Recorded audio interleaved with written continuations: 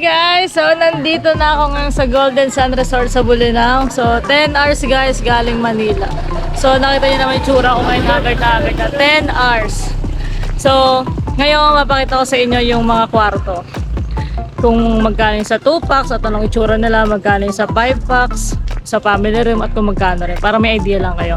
So, tara guys, explore natin. Bago ko mag-outfit ng 2-piece.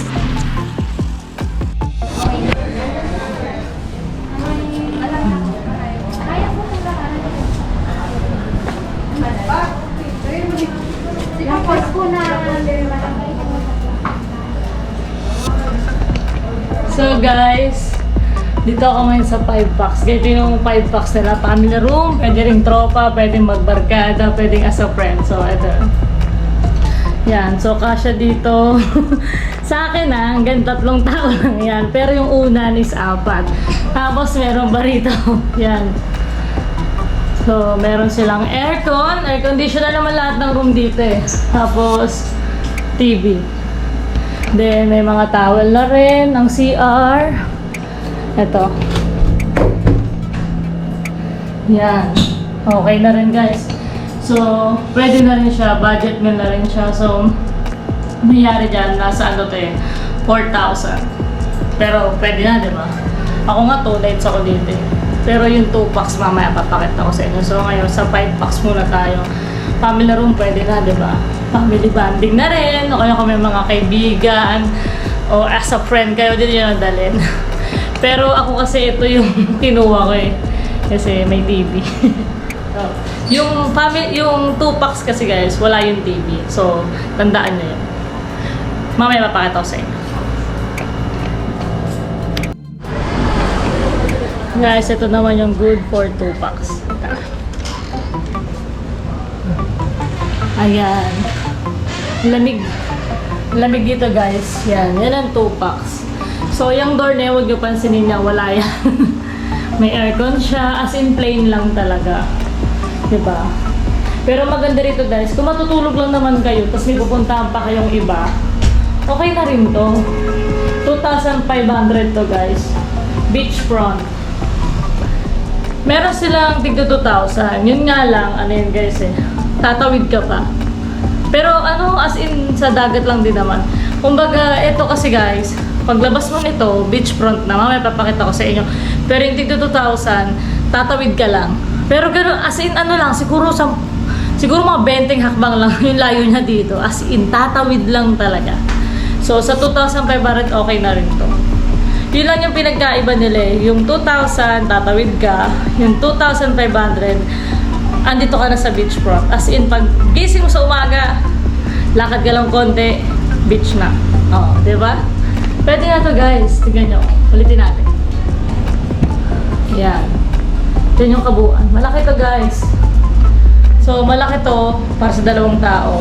Tsaka yung bed niya, queen size. Kaya, laban to. Tapos kung marami kayong dala, ang laki ng space guys para sa mga gamit. Tulad niya. Yan. Pwede nyo siya dito lagay. Yan. CR nila. CR ng 2,500. Oh, maganda din guys, diba? Mayroon bang hot water? So, tingin ko meron naman. Oh, salamin. Laban na din. Diba? Oh. Punta kayo dito kung gusto nyo budget meal lang, ayaw nyo gumastos ng malaki, pero gusto nyo mag-relax. Ito yung pinaka the best para sa mga taong gusto mag-relax pero nagtitipid, diba? Hindi ko masabing cheap kasi okay naman, naka-air condition. Lahat ng kwarto dito guys, aircon. Okay? So, sa TV na lang nagkatalo kasi ito wala tong TV. Hindi doon katulad sa kwarto ko, may TV yun kasi 5 packs yung pang family room. Yung mga pang 2 packs nila, wala doon talagang TV. So, yun lang naman yung mga kwarto dito guys. Then, punta na tayo sa beach. That's the exciting part.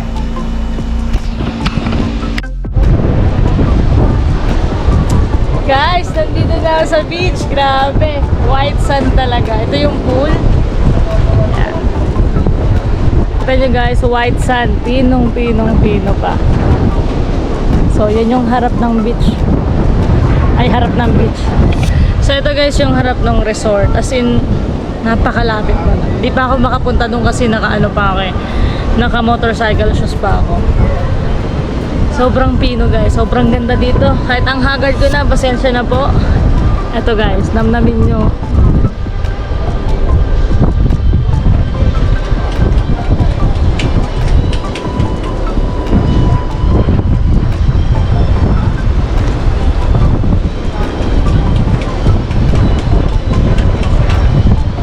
So guys, mamaya magdo-drone tayo ha. Tingnan natin kung kaya ng hangin yung drone. Hindi pa ako makapagpalit eh kasi kakain pa ako. So mamaya na lang ulit.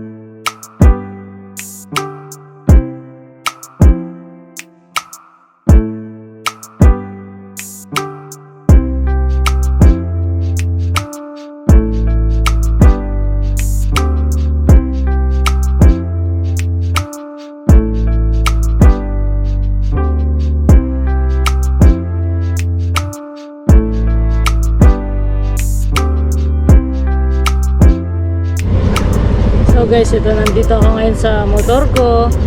On the way ako ngayon sa Talipapa. Mag-isa lang ako. Bibili ako ng mga pagkain doon. Wala lang. Tingin ko kasi mas makakatipid ako pag doon ako bumili sa mismong bayan na mga chokes to go, ganun. Tingin ko lang. Sige guys, kita-kits na lang tayo doon. Samahan niyo ako. Walang helmet dito.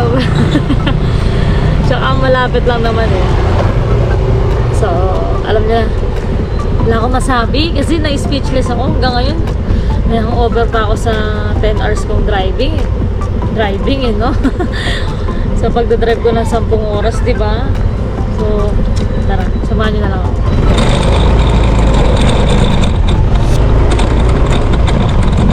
Langat ang buho ko, guys. Nakobra ko. Sabi ni ate, nagmula doon sa resort namin, dire-diretso lang tayo Talipapa. So, tignan natin.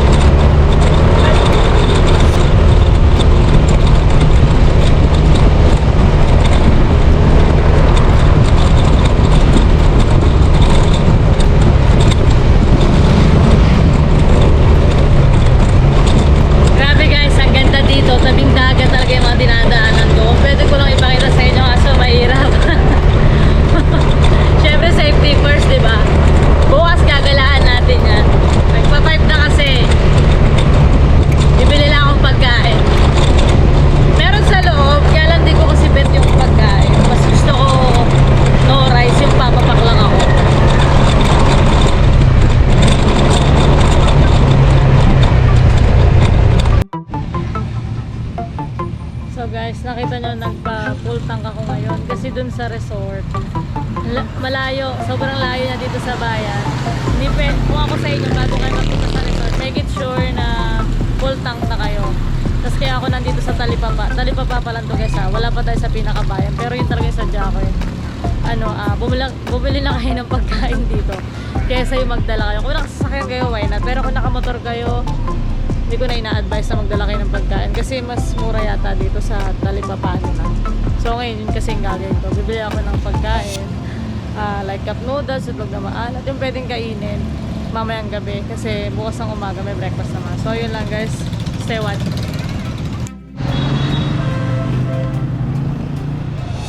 So guys, ganito pag nandito kayo sa Bolinao, walang mga fast food dito. So galing doon sa Golden Sun, hindi ko alam kung saan ako napunta, pero ngayon bumibili ako ng pagkain sa Adora's Restaurant. May Antox dito pero ang hinahanap ko talaga is fast food. Yun talaga. So parang wala rin fast food kahit ano. Hindi pala parang, literally wala talaga siya. May 7-Eleven, tapos Antox, ano ba? Marami dito mini grocery. So ang layo na napuntahan ko. Nasa tabing dagat ako, tapos napunta ako bigla sa food court. Food court. Covered court. May naglalaro pang basketball. Wala pa lang akong helmet. Napakalayo. Parang 30 minutes yung layo ng... Ito yung bayan. Akala ko kasi may mga ano dito eh. May mga... Yun nga, yung fast food wala rin pala. So, bahala na. So, tingin ko sa Talipapa. Yung Talipapa kasi parang palengke. Hindi naman kayo magluluto. Gusto ko yung ready to eat na sana. Pero at least aware na kayo, di ba? So, dito na lang kayo bumili sa Adora's Restaurant. Okay naman. May mga pansit sila dito. Tapos mga lutong ulam. So, stay watching lang guys. Hanggang bukas pa tayo. Hindi pala hanggang sa isang araw pa. So, yun lang. Thank you.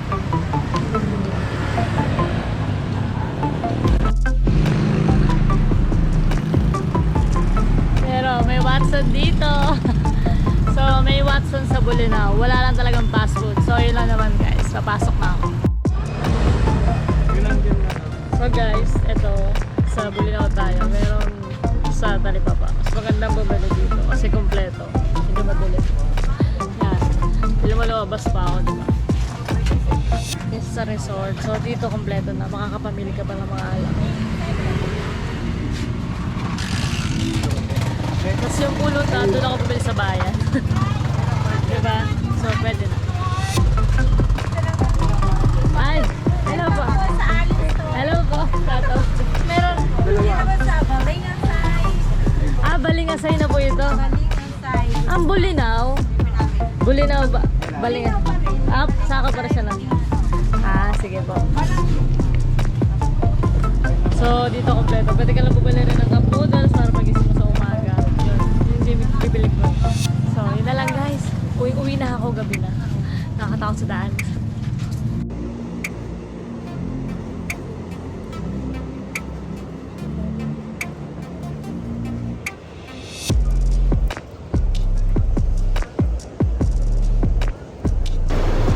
Hi guys! So, kita nyo naman may bonfire pa dito sa Golden Sun Resort Bolinao. Yan.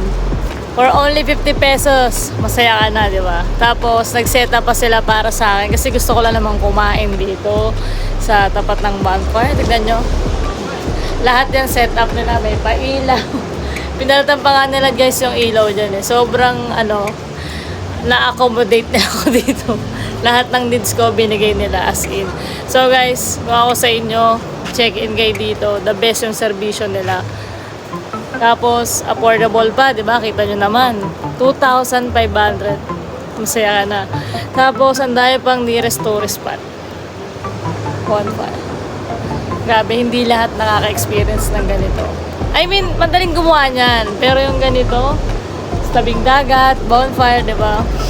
Kasi busy tayong lahat, lalo na pag empleyado ka. Kaya, enjoy your life. Diba? Mag-isip ka paano mo papapasaya yung sarili. Yun lang. Hi guys, good morning. So, nandito ako ngayon sa pintuan. Sa pintuan ng kwarto ko. Bali ngayon, umaga-umaga, mga 7:30. So, ako lang ipakita sa inyo yung ganda ng dagat. Sa umaga. Sensya na guys, nag-lipstick lang tayo. Plain na plain kasi yung mukha natin. Tapos, sobrang pagod kagabi. Siyempre guys, kahapon diba, 10 hours akong nag-drive. Kaya medyo malat na. Pero ngayon, marami tayong pupuntahan. Pero ngayon, gusto ko muna pato sa inyo yung ganda ng dagat. So tara guys, puntahan natin. Kunin naman natin drone. Drone natin guys. Ito ako, nakalimutan ko sa... Ayan sila nagdadala ng breakfast. Yung sa akin guys, pina-set up ko na rin dito. Ito yung dagat guys, ito yun.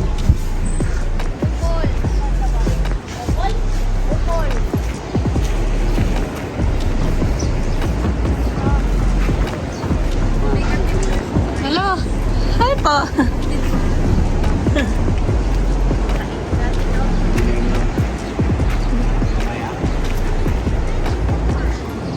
Yeah.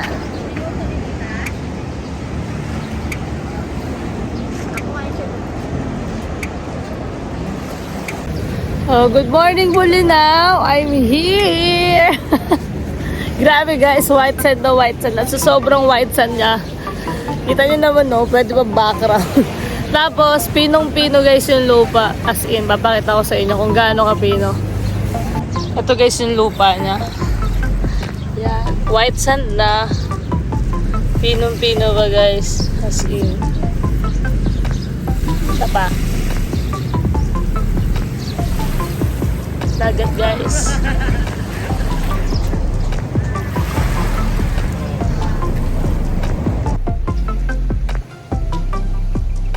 O diba guys, ang ganda ng dagat. Pangaramdam ko guys, tumamaga yung mata ko. Ang aga ko natulog, parang 9 pa lang tulog na ako. Nagliwalaw lang ako ng konti dito sa dagat kagabi. Kasi kagabi guys, low tide, as in. Tapos, takot lang talaga ako eh. Kasi gabi nga, di ba? Pero low tide siya, as in napaka ng dagat kagabi. Yung alon malayong malayo, hindi mo na mararamdaman dito. Parang ganito pa rin siya yan. Ganyan lang yung alon, so hindi nakakatakot, di ba? Mamaya magpapalipad tayo ng drone. Hindi pa ako ganun ka-expert sa drone guys ha. Hanggang ngayon nag-aaral pa rin ako. Pa-quick shot pa lang ako. Pero grabe, iba talaga pag may drone ka guys. Kaya sa mga ibang vlogger dyan, biligay ng drone, mag-invest kayo. Ako unang sahod ko kay YouTube, yung kagad yung in-invest ko. At maraming salamat po sa inyo, sa mga tumulong sa akin para mabili ko itong drone. By the way, soon mamimigay tayo ng parapol galing sa mga sponsor natin. Sana mag-join kayo, naiya ako, baka wala mag-join. So guys, mamaya na lang ulit, mag-draw muna ako.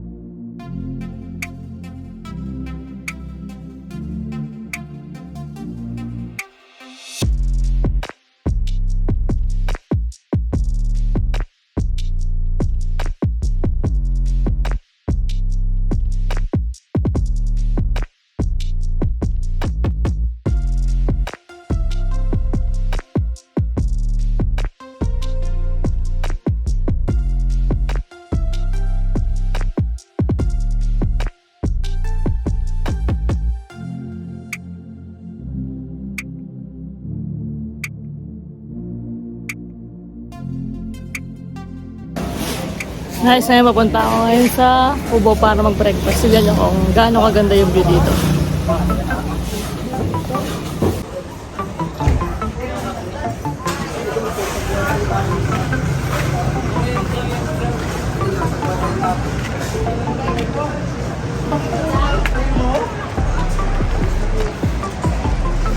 Ate, walang upuan. Habang nagbe-breakfast kami guys, ayun lang naman yung nakikita namin. So, dyan yung food. Dito ko na lang tumingin guys. Ganda talaga ng dagat, no? So, kain muna ako guys. Mamaya na lang ulit pag gumagana na tayo.